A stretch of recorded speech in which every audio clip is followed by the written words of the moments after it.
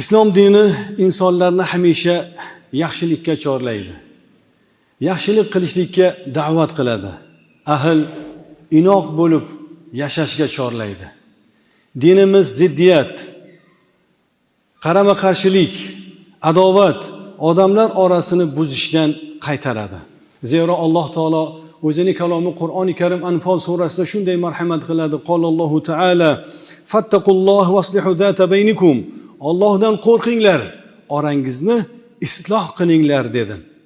Ushbu oyatda Alloh subhanahu va taolo barcha insonlarni Alloh taolodan qo'rqishlikka, so'ng esa odamlar orasini isloh qilmoqlikka da'vat etmoqda. Qarangki, yaratgan Robbim 1400 yil avval nozil etgan Qur'oni Karimda odamlarni orasini isloh qilish qanchalik ahamiyatli ekanligini o'zining kalomi Qur'oni Karim Anfal surasida bayon qildi. Odamlar orasida ziddiyat bo'lishi mumkin.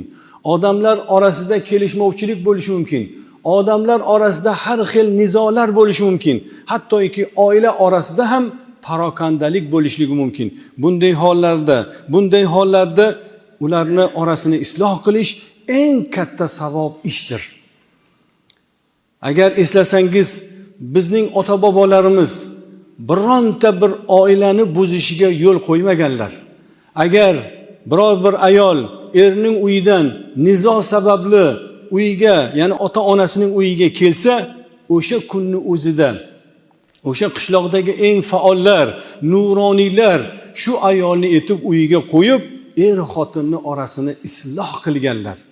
Aka-ukalar, opa-singillar, qarindoshlar orasidagi bo'lgan turli nizoni butun xalq isloh qilgan. Kerak bo'lsa qishloq hammasi borib ana shu odamlarni, ya'ni nizo bo'lgan aka-uka, opa-singil yoki qarindosh yoki qo'shni, shunga o'xshagan insonlarni orasini isloh qilganlar. Demak, biz sizning bobolarimiz, ulug'larimiz odamlar orasini isloh qilish qanchalik ahamiyatli ekanligini bilganlar.